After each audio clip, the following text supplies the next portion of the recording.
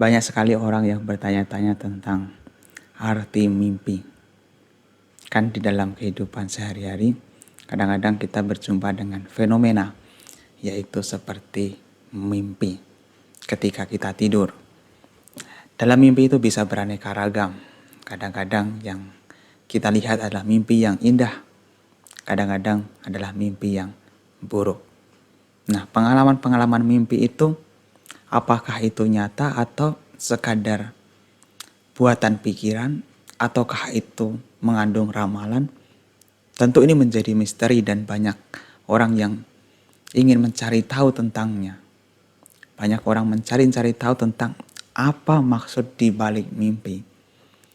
Meskipun beberapa orang juga ada yang mengatakan bahwa itu hanyalah bunga tidur belaka yang tidak usah dipikirin. Tetapi ada juga orang-orang yang sangat percaya sekali bahwa mimpi itu bukan sekadar mimpi, melainkan ada maksud tersembunyi, ada ramalan, ada tanda yang harus diketahui. Lantas bagaimana agama Buddha memandang hal ini? Apakah mimpi hanya sekadar sebagai bunga tidur? Ataukah mimpi juga memiliki pertanda tertentu yang bisa menjadikan atau bisa dijadikan bahan ramalan? Nah, bagaimana pandangan agama Buddha mengenai mimpi ini? Sangat menarik sekali para bapak dan ibu, saudara-saudari sekalian. Kalau kita berbicara tentang mimpi, memang ini adalah hal yang umum dialami oleh orang yang tidur. Nah, orang yang tidur itu biasanya memiliki beberapa tahap ketika orang tersebut tidur. Ada 5 tahap. Yang pertama itu adalah tahap mengantuk, yaitu ketika seseorang itu sudah mulai lelah dan matanya sudah mulai mengantuk, ingin tidur. Kemudian setelah itu baru ada tahap tidur ringan, atau dalam bahasa kita tidur ayam begitu. Yang artinya seseorang itu tidur tetapi tidak terlalu pulas, tapi juga tidak terlalu sadar. Ketika tidur ada setengah-setengah sadar. Nah, setelah itu baru ada tahap yang lebih dalam lagi, yaitu ketika seseorang tidur lelap atau tidur pulas. Nah, begitu mau bangun juga ada tahapnya, yaitu tahap ketika tidur ringan lagi, setengah sadar, setengah tidur, atau yang disebut sebagai tidur ayam. Setelah itu baru bangun tidur. Jadi ada 5 tahapan ketika tidur, biasanya yaitu diawali dengan mengantuk dulu, kemudian mulai tidur ringan, setengah sadar, setengah tidur, dan baru tidur terlelap, yaitu pulas ketika sudah tidak bisa melihat apa-apa atau mendengar apa-apa. Dan ketika mau bangun juga ada tahapan tidur ringan, setengah sadar, dan baru bangun. Kalau kita berbicara tentang tahapan tidur seperti itu. Nah, sebenarnya berkaitan dengan mimpi ini sudah menjadi diskusi juga di zaman itu. Makanya di dalam salah satu kitab agama Buddha, di literatur Buddhis yang disebut sebagai Milinda Panha, itu ada percakapan yang sangat menarik antara Raja Milinda dengan Bhikkhu Nagasena, yang mana pada waktu itu Raja Milinda ini mempertanyakan atau mengajukan pertanyaan-pertanyaan berkaitan dengan mimpi. Kemudian dijelaskan oleh Bante Nagasena mengenai apa itu mimpi dan bagaimana sebab-sebab dari mimpi dan apakah itu ada maksudnya. Nah, di sana Bante Nagasena menjelaskan dengan sangat menarik sekali. Nah, sebenarnya dari percakapan itu kita bisa melihat bahwa mimpi itu bisa terjadi karena beberapa sebab. Ada 6 sebab atau 6 macam. 3 di antaranya adalah karena faktor angin, air empedu, lendir atau dahak. Kemudian yang keempat adalah karena campur tangan atau pengaruh dari makhluk lain. Yang kelima adalah karena bangkitnya pengalaman-pengalaman lampau. Yang keenam kemudian adalah karena pengaruh peristiwa yang akan terjadi atau yang disebut sebagai pertanda atau ramalan. Dijelaskan pula bahwa mimpi itu hanya terjadi ketika seseorang tidur ringan. Dalam arti di sini adalah tidak tidur pulas. Jadi ketika seseorang itu tidurnya tidak pulas, maka mimpi tersebut bisa datang. Nah, dari keenam sebab yang diterangkan oleh Bhante Nagasena, dengan nyata dijelaskan bahwa jenis mimpi yang terakhir, yaitu mimpi yang mengandung ramalan, adalah yang penting. Kalau yang lainnya, ya relatif tidak begitu berarti. Jadi di zaman Sang Buddha sendiri juga, mimpi itu bukan hanya sekadar bunga tidur, tapi juga dipercaya bahwa mimpi itu ada tanda-tanda yang harus diketahui. Makanya tidak heran apabila seseorang itu bermimpi, kemudian mengkait-kaitkan dengan arti mimpi. Apalagi di zaman sekarang kita bisa melihat banyak sekali tafsir mimpi. Nah, mimpi ini sebenarnya adalah hal yang netral, tidak indah, tidak buruk. Tetapi begitu seseorang itu memberikan label setelah bangunnya, atau mungkin mencari tahu tentang arti dari mimpinya, seseorang baru memberikan label bahwa itu adalah mimpi yang tidak baik, mimpi buruk. Apalagi kalau seseorang itu nanti kalau bermimpi bertanya pada seseorang, dan ternyata setelah ditanyakan arti dari mimpi tersebut mengandung makna yang tidak baik, maka seseorang baru mengatakan itu adalah mimpi buruk, sehingga menyebabkan seseorang itu tidak damai, tidak tenang. Padahal ketika bermimpi ya biasa-biasa aja. Itu hanyalah gambaran saja yang melintas dalam pikiran. Nah, sebenarnya ada penjelasan yang sangat menarik sekali di dalam Milinda Panha di situ. Nah, di sini saya akan membacakannya supaya menjadi lebih jelas. Jadi pada waktu itu Raja Milinda bertanya kepada Bhante Nagasena, "Bhante Nagasena, pria dan wanita di dunia ini bermimpi, indah atau buruk, pernah dilihat sebelumnya atau tidak, sudah dilakukan atau tidak, damai atau menakutkan, jauh atau dekat, berbagai bentuk dan warna muncul. Apa yang disebut mimpi dan siapa saja yang bermimpi?" Kemudian Bhante Nagasena menjawab, "Yang disebut mimpi, oh Baginda, adalah tanda yang datang melintasi jalur pikiran. 6 jenis orang ini Baginda bermimpi, yaitu orang yang dipengaruhi oleh angin, empedu, lendir, dewa, kebiasaannya sendiri dan firasat. Dari semua ini Baginda, hanya yang terakhir yang benar, yang lainnya tidak benar."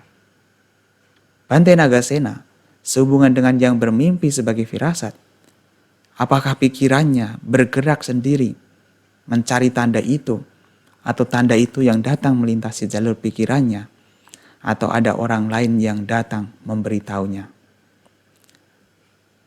Bhante Nagasena menjawab, "Baginda, bukan pikirannya yang bergerak sendiri mencari tanda itu, juga bukan orang lain yang datang memberitahunya, tetapi tanda itu yang datang melintasi jalur pikirannya.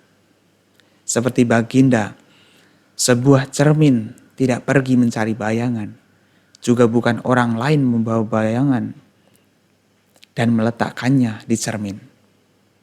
Tetapi dari manapun bayangan datang, itu muncul di cermin. Begitu juga Baginda, bukan pikirannya yang bergerak sendiri mencari tanda itu, juga bukan orang lain yang datang memberitahunya. Tetapi dari manapun tanda itu muncul, dia datang melintasi jalur pikirannya." Bhante Nagasena, apakah pikiran yang melihat mimpi juga tahu ini ujungnya akan damai atau menakutkan? Bukan pikiran yang tahu Baginda, ini ujungnya akan damai atau menakutkan. Namun ketika tanda muncul dia berbicara kepada orang lain, tentangnya dan mereka kemudian memberitahu maknanya, tolong berikan alasan Bante Nagasena. Seperti ini Baginda.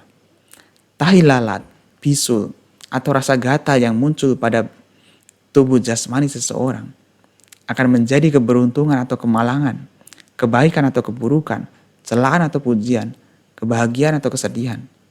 Namun begitu bisul-bisul muncul, apakah mereka tahu sesungguhnya kami akan menghasilkan ini? Tidak Bante. Namun berdasarkan tempat bisul muncul, peramal bisa menjelaskan ini yang akan terjadi. Begitu juga Baginda, pikiran yang melihat mimpi tidak tahu ini ujungnya akan damai atau menakutkan. Namun ketika tanda muncul dia berbicara kepada orang lain tentangnya, mereka kemudian memberitahu maknanya. Bante Nagasena, apakah orang yang bermimpi sedang tidur atau sedang terjaga? Orang yang bermimpi Baginda tidak sedang tidur atau sedang terjaga, tetapi antara mengantuk dan belum mencapai kondisi tidak sadar. Ketika seseorang mengantuk Baginda, pikirannya memasuki kondisi tidak sadar. Pikirannya yang memasuki kondisi tidak sadar tidak berfungsi. Pikiran yang tidak berfungsi tidak peka terhadap kebahagiaan atau penderitaan. Tidak ada mimpi bagi orang yang tidak peka. Ketika pikiran berfungsi, bisa melihat mimpi. Seperti Baginda dalam kegelapan pekat, di mana tidak ada cahaya, tidak ada bayangan yang bisa dilihat, bahkan pada cermin yang sangat mengkilap.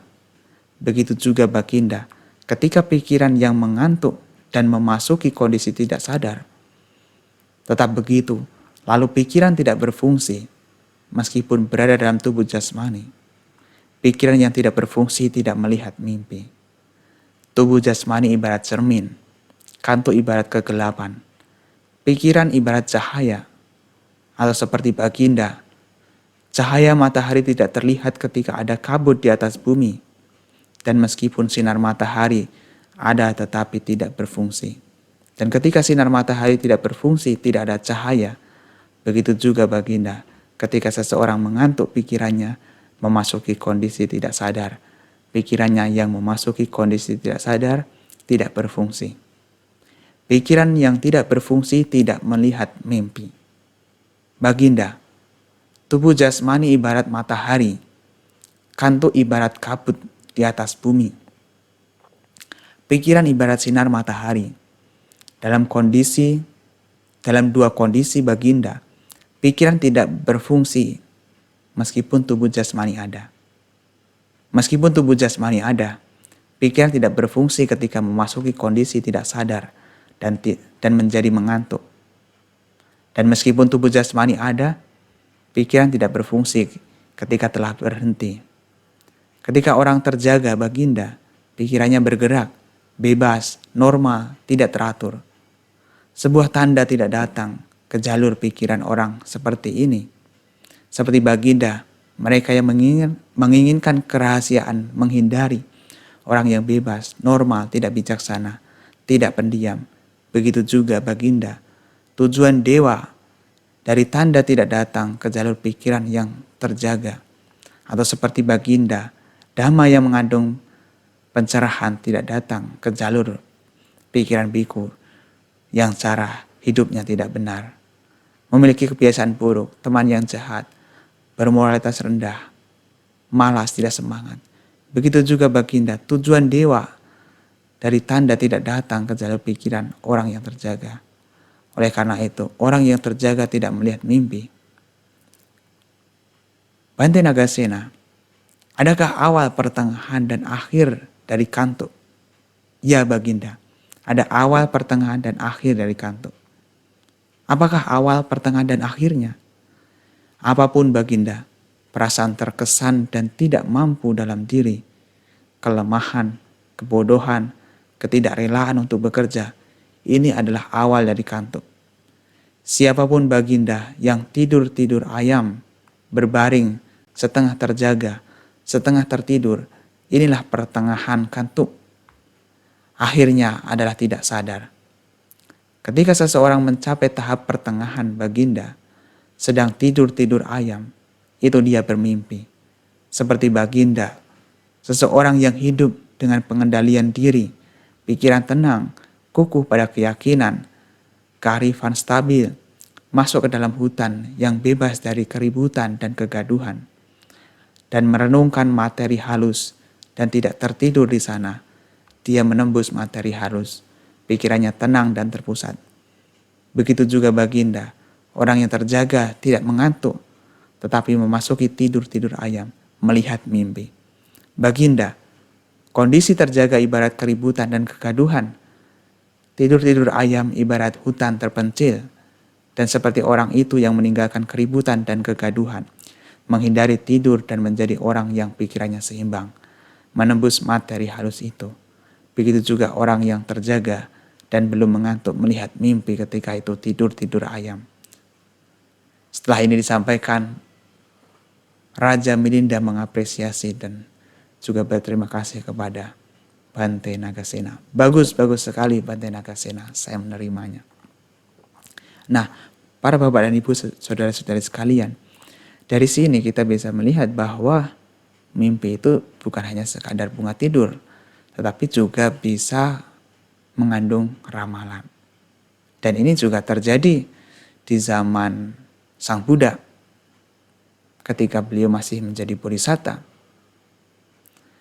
Ketika beliau masih menjadi bodhisatta, banyak sekali mimpi-mimpi yang dianggap membawa arti tersembunyi.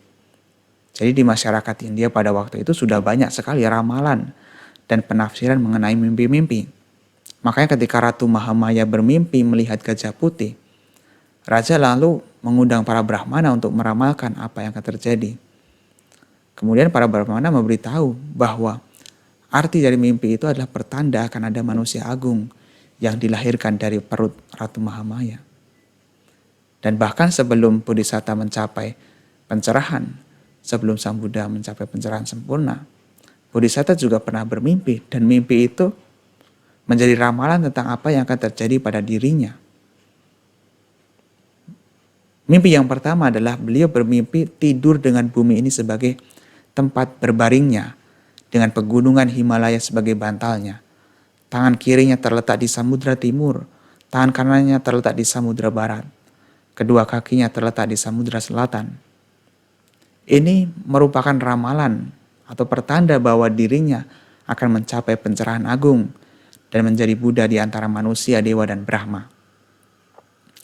Kemudian mimpi yang kedua adalah beliau bermimpi sebilah rumput tiria yang muncul dari pusar tubuhnya dan tumbuh semakin tinggi sampai akhirnya mencapai langit dan angkasa setinggi ribuan yojana, lalu berhenti di sana. Ini merupakan ramalan atau pertanda bahwa ia akan menemukan jalan mulia berusul 8, yaitu jalan tengah. Ia akan mampu mengajarkannya kepada manusia dan para dewa. Kemudian yang ketiga, bermimpi kumpulan belatung berbadan putih dan berkepala hitam, perlahan-lahan merangkak dan menutupi kedua kakinya dari ujung kaki sampai ke lutut. Ini menjadi ramalan bahwa akan ada banyak umat awam berpakaian putih yang menjadi pengikutnya. Kemudian yang keempat adalah bermimpi 4 jenis burung beraneka warna, yaitu warna biru, keemasan, merah, dan abu-abu. Tiba-tiba datang dari 4 penjuru. Saat mendarat, mereka bersujud di kakinya dan berubah menjadi putih. Ini menjadi ramalan bahwa orang dari 4 kasta, yaitu Brahmana, Ksatria, Waisya, dan Sudra, akan memeluk ajaran Buddha. Mereka akan menjadi biku dan mencapai tataran arhata. Kemudian mimpi yang kelima adalah beliau bermimpi tengah berjalan bolak-balik, mondar-mandir di sebuah gunung kotoran yang sangat tinggi tanpa terkotori. Mimpi ini menjadi pertanda bahwa walaupun Sang Buddha akan memperoleh 4 kebutuhan pokok, memperoleh banyak sokongan, namun beliau tidak akan ternodai olehnya. Beliau akan menggunakannya dengan tanpa loba, tanpa keserakahan, tanpa kemelekatan, tanpa kebodohan batin. Inilah mimpi-mimpi yang pernah dilihat oleh Bodhisatta yang kemudian dikaitkan dengan ramalan-ramalan yang akan terjadi. Maka kalau kita berbicara tentang mimpi dan tentang ramalan, sepertinya sudah hal yang umum di zaman itu, bahwa setiap mimpi dikaitkan dengan ramalan. Tapi perlu diingat bahwa tidak semua mimpi, tidak setiap mimpi itu pasti mengandung ramalan. Tergantung dari sebab-sebabnya. Kalau seseorang tersebut bermimpi karena sebabnya adalah ketidakseimbangan tubuh, ya maka mimpinya tidak ada artinya. Mimpi yang dikatakan punya arti adalah mimpi yang memiliki firasat atau pertanda yang akan terjadi, sebagaimana yang dimimpikan oleh Bodhisatta. Itulah para bapak dan ibu, saudara-saudari sekalian, mengenai mimpi.